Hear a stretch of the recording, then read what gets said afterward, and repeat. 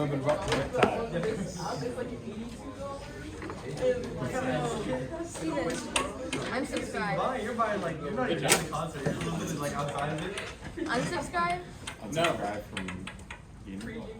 No, it's so good. I saw all of like Mr. Jones's previous lectures. Wait, those are not that you can stream games. Video games. You can make a YouTube channel and upload these games. Yes, physics and fun. Fun physics. But both of them spelled with an F. Physics gaming. Fun F-I. Yeah. Huh? How would you spell physics? One spelled fun. Yeah, that was slightly better. Just as crazy. We would support everybody in this office. So we would like have 150 subscribers after social because everybody in this office. Yeah. My mom's like, what's physics? What's physics? Do you know renowned YouTuber Filthy Frank T, also known as Joe T, the music artist? You actually don't. No, that's not third persona. Will you be at the Joji concert? Oh! I really. Yeah. Be there and just swing. Wait, we're taking notes. After lunch, I'm just. Mr. Zasha, I'm gonna need your Snapchat. I thought you didn't do work. I don't know. Remember, you were like, weren't you the one that yelled at me? You were like, you actually don't work. Okay, guys. So, Hypocrite. we talked about vectors, and so now we're going to add in projectiles. So in the practice that I gave you guys yesterday, I did have a little bit of review for projectiles that we talked about from AP1. So now we're going to expand on that just a little bit. So remember, all kinematic quantities are vector quantities that can be broken into components, and the vertical and horizontal components of any object moving only under the influence of gravity are independent. So remember when we talked about projectiles in AP1, we split it in X and Y components, and we remember that they're independent of each other. The X does not affect the Y.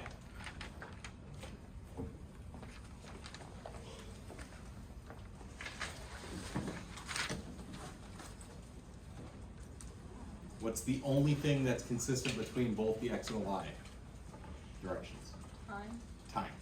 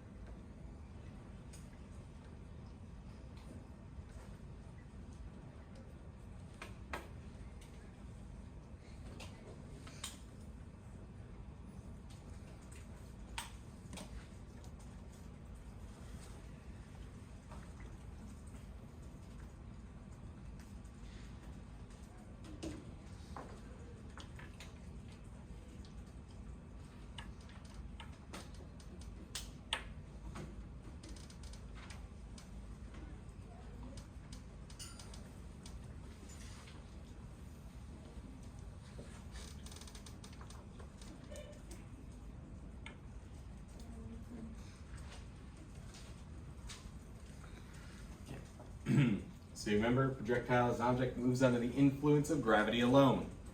There's no other force pushing it. Because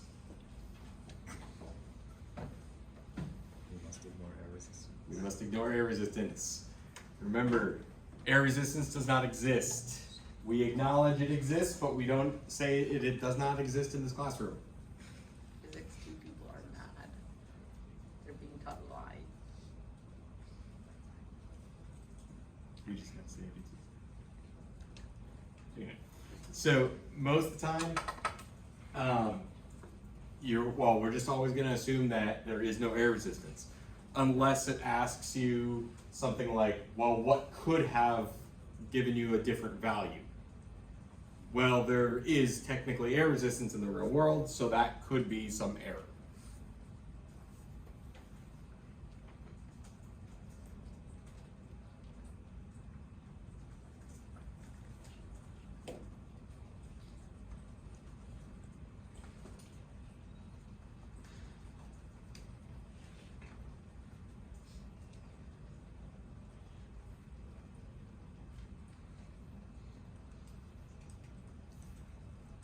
And so a lot of you guys might remember this, so I decided to throw it in there because why not? The meme that goes with it. So remember, air resistance exists, physicists. You have no place in the story. You come from nothing. You're nothing. I had to put it in.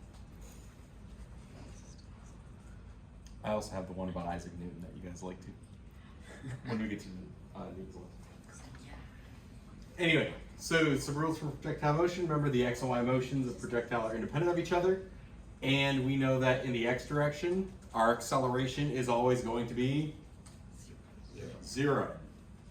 In the y direction, what's our acceleration? It's gravity. -10, which is gravity.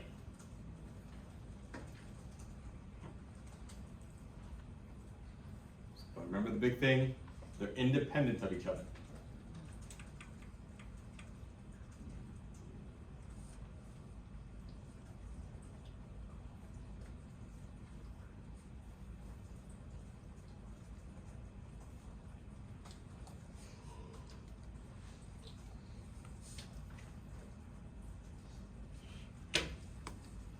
For the most part, in APC, the only difference from AP1 projectiles are we're launching at an angle. In AP1, we only had things like rolling off of a table or launched horizontally. In APC, that's about 50% of the problems. The other 50% would be stuff like maybe a cannon launched a cannonball at a 45-degree angle to the horizontal. So once you break it into components, it's just the projectile problem. You already have the x and the y. So there really isn't anything too crazy for it. You guys already know how to do those. Especially because we did it with the catapults too. That was the last part there. That's kind of one of the reasons why we thought of doing catapults at the end of AP1, because it leads into the projectiles for APC. Plus, there was the one question a couple of years ago. There was an FRQ on the AP1 exam that College Board threw on there that had angles, and they said they weren't going to. And a lot of teachers were pretty mad. It turned into a petition to go against College Board. It was a huge thing. We're talking about like physics teachers around the globe, like book authors, like more like higher up people that, you know, college professors even were like, College Board, you lied, so we demand repercussions. It was a huge thing a couple of years ago. This time you can send the SAT scores for free. What did they want? I don't know. So College Board originally said that AP1 students do not need to know anything about projectiles launched at an angle, just horizontal. But then one of the FRQs, actually it was the first FRQ, was launched at an angle. And a lot of students saw that and were just like, they just shut down. And so the big thing was a lot of the teachers were like, we kind of feel like, you know, you said this, but then you put it on there, you should drop the question or boost everybody's grade or, you know, stuff like that, because it was such a low scoring question. The average was ridiculously low because we didn't teach it. I mean, we taught it because we do the catapults, but not every teacher taught it. So a lot of kids just didn't even answer the FRQ, and if you don't answer one FRQ, that can kind of hurt. So that's why there was a lot of back and forth for a good year about it. Did they do anything? College Board just says, oh, well, we're changing the curriculum anyway. What year was that? I would sue them. That was, Litigation. yeah, I believe that was your year. That was the Evel Knievel one. It was like a guy on a motorcycle goes down a ramp and then launches off the ramp to go over some cars and write an equation in terms of theta? So that was my, do that. right? I Just in case it happens again. Yeah, because they changed it. Well, you see it says FRQ Friday. The curriculum. Wait, no. I'm Wait, talking we about. did that. No, that's not what I'm talking about, Mr. Zasha. We should like actually Kinematic cycle it and test it out. For the purpose It could of- be like a hands-on learning experience. Exactly. You know, something. I volunteer we put Arya on the motorcycle. Wait, can we do an effort Well, I was gonna say, together? is Arya gonna volunteer or? He's like, I love calculus. Woo. Anyway, continue with the notes. I don't want this video to be 30 minutes long. You don't got the space in your What? You don't got the Steven, terabyte? just like make a blooper reel at the No, end. I just don't want it to be 30 minutes long. Wait, this one has a terabyte. No, I'm just saying what he doesn't have the terabyte. Come on. Oh, yeah. Anyway, so you might remember this image that we talked about when in AP1. Remember, trajectory without gravity is just straight horizontal. Trajectory, if it's just dropped, is just a free fall, and projectile motion is a combination of those two. Remember with the kinematic equations, since acceleration is constant in both directions, we can use the kinematic equations. So remember in the x direction, acceleration is 0. In the y direction, it is, oh, I should actually put negative g.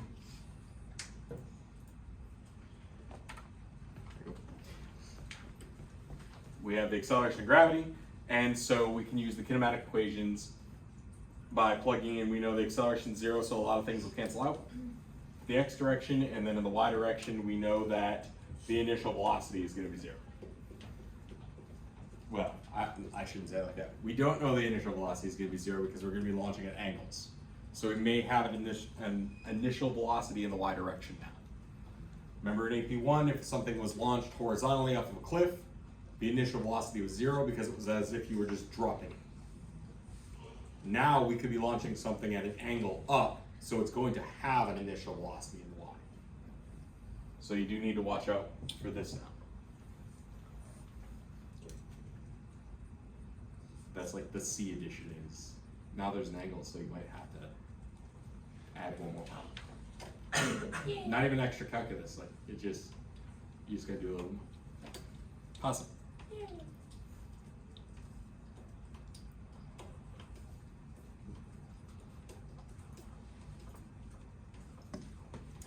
Okay, so resolving velocity into components. So typically the first step in a projectile problem is to resolve the initial velocity into its x and y components. So if we were to have, let's just say, this ball is kicked at an angle and it has an initial velocity of v naught and it was kicked at an angle of 30 or an angle of theta. So we need to break it into x and y components. What are we going to do for our y component? What's that going to look like? Sine. It would be sine. So remember,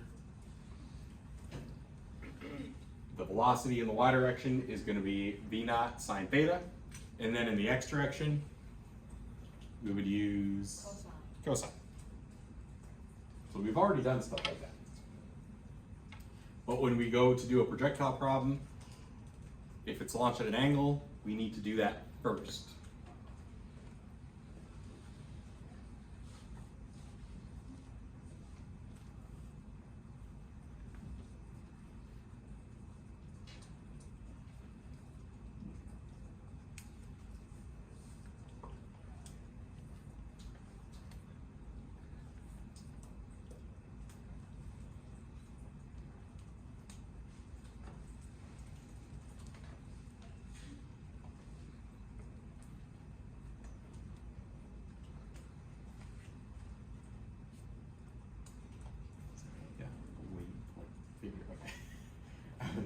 I saw it like half go up, and I was like,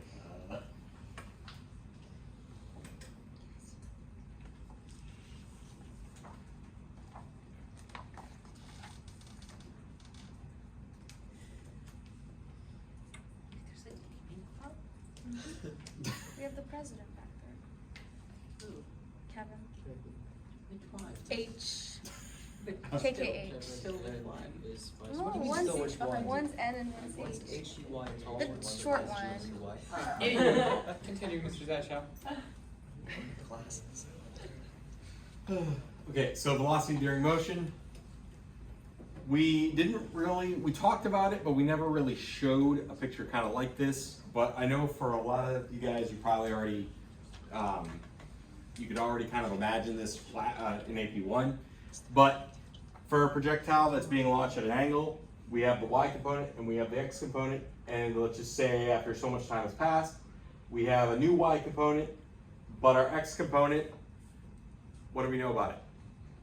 Is it going to change? No, because our acceleration Is 0. is 0.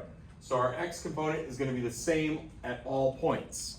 Our Y component is what's going to be changing, and we know our Y component is going to be changing at a rate of -10 because it's the acceleration of gravity. We also remember that when something reaches its peak, when you throw it up, Velocity 0. velocity in the Y is 0. But it does not affect your X. So we have to remember those things about projectile motion. Does theta change? So theta is not going to change. So like the angle it was launched here, let's just say it's 30 degrees. When it comes back around, when it hits the ground, it's going to be at 30 degrees as well. Because this makes basically a circle. So it will be. The only time it would change is if we believe in air resistance. We do. No, not in this one. It doesn't exist. So that's why you see the angle all the way down here too. So, and then like corresponding angles, that would be theta, not 2. Yep. Just out of curiosity, what would air resistance be? What would it be like? I mean, like I guess just like if you had a sphere. Depends on the size of the object, depends on the mass, it depends on the how much friction of the air resistance going across it. There's a lot of different things. We are going to talk a tiny bit about it, but like mostly it's just going to be like, well, we know our calculation is right because of air resistance. There is equations that go with it, but we tend to just be like, well, we don't want to deal with it, so we just ignore it. Yeah. We should gaslight the physics 2 people into thinking air resistance doesn't exist. Wait. Well, they're about to do thermodynamics, so I think that's already enough. Gaslight Yep. them. But so is the thing about dropping 2 objects that are completely different at once and it'll land on the ground at the same time, is that not totally accurate? Or not? It's accurate on the moon. Because if you drop like a feather, that has a different. Because of the air resistance, because of its surface area, it's blocking the air from letting it fall at a rate of gravity. Because if you sucked out all the air in the room and you dropped like a piece of paper and a bowling ball, it should land on. Yeah, because they're both going to fall with the acceleration of gravity. They did that on the moon. They did that on the video you showed us last year. Yeah, I show that video every year when they No get in the air vacuum resistance. chamber and they suck all the air out, and then they drop the feather in the bowling ball. At first, I used to think that was like a no gravity room, but that doesn't make sense. I was like, how's that possible? In this room. Okay, Janice, what do you think? Gravity doesn't exist. Gravity doesn't bend. Okay, so a projectile's velocity at any point in time is going to be the vector sum of its x and y velocities. So what I mean by this is, let me go back. There is a resultant velocity combining these components together. And if we need to find that velocity, we use Pythagorean theorem. So we take the x velocity and the y velocity, square them both, add them together, and now we have that resultant velocity. But remember, that velocity is going to be at an angle. So we might need to find theta as well. And we find theta by using inverse tangent. So just like I showed you guys with the vector addition.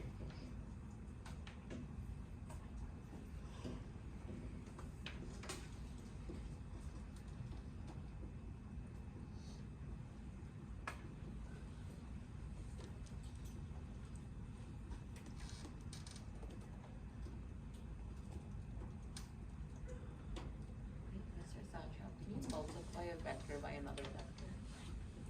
Yes. What would it look like? That's when you start getting into matrices. tell you. Oh, now you changed your mind? After yesterday when it was like so like matrices. Matrices suck. I hate matrices. They just What make about- everything more complex. And you guys haven't even messed with true matrices. That's what I thought it was Gaussian, right? And he's like, oh shit. They suck. Try doing 100 by 100 matrix. No thanks. Keep I going. can't get into like. I'll put it this way, I can't even because put I it think in you'd my get a kick out of it. The Inspire takes about 10 seconds to calculate.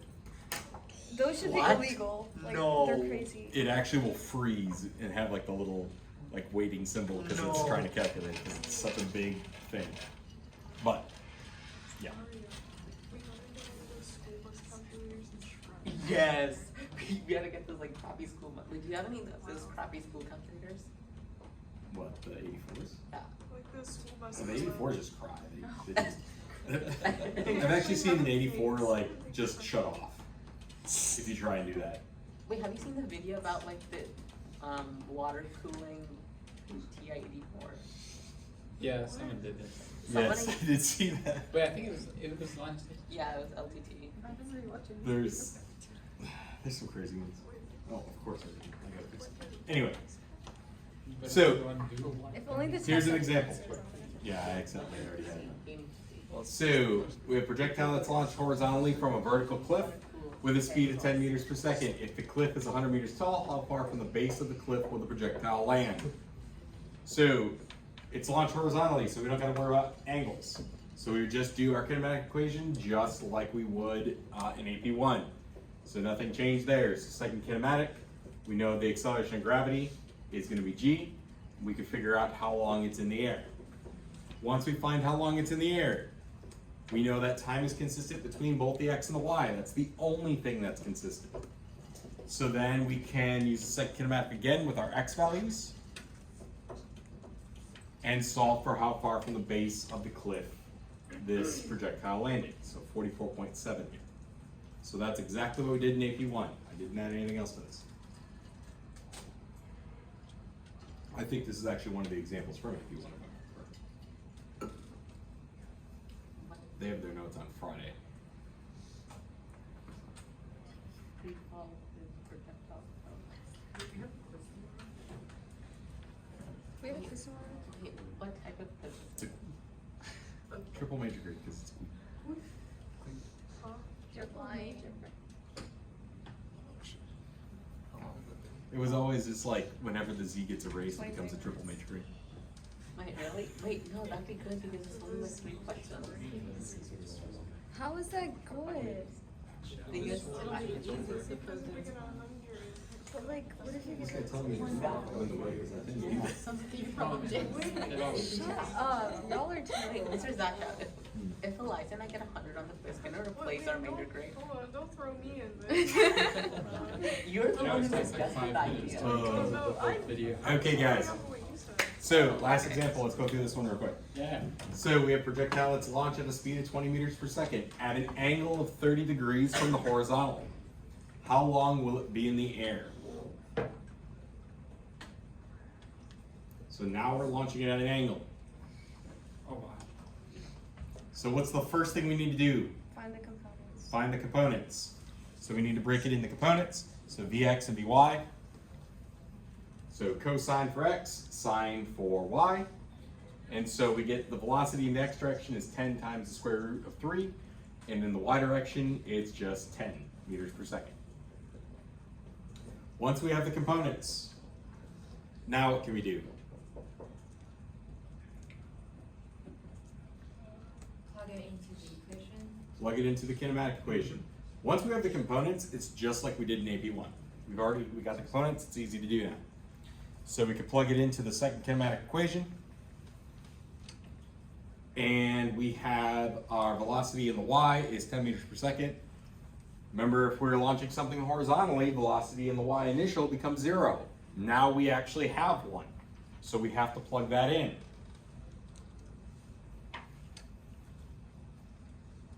So once we plug all that in, do a little bit of algebra.